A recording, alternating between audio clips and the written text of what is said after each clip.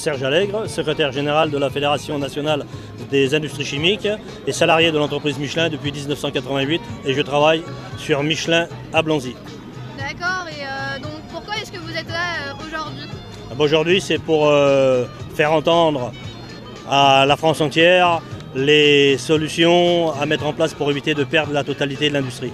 D'accord, et donc aujourd'hui vous êtes là pour ça, et qu'est-ce qui vous révolte le plus dans cette fermeture?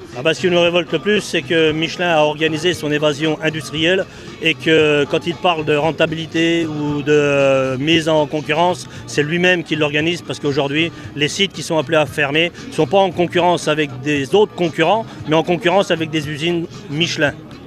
Tout à fait, et donc aujourd'hui c'est la faute à Macron, c'est la faute de ce travail acharné que mène Macron depuis maintenant bientôt 8 ans. Et donc à ton avis, à votre avis, qu'est-ce que Macron il aurait dû faire selon toi pour empêcher une telle situation?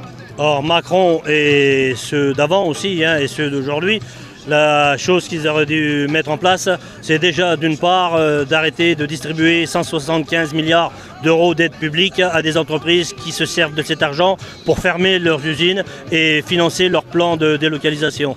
D'autre part, aujourd'hui, quand on entend ces entreprises comme Michelin dire qu'ils sont obligés de délocaliser parce que le coût de l'énergie est insupportable en France, il aurait fallu que ce gouvernement et ce précédent maintiennent un service public en état et continuent de maintenir la nationalisation des grands secteurs de l'énergie. Et aujourd'hui, l'énergie ne serait pas un problème pour maintenir les entreprises en France, mais aussi de faire en sorte que les entreprises comme Michelin, qui reversent 47 à 50% de leurs bénéfices nets aux actionnaires, investissent dans l'outil de production et de fait maintenir les emplois en France.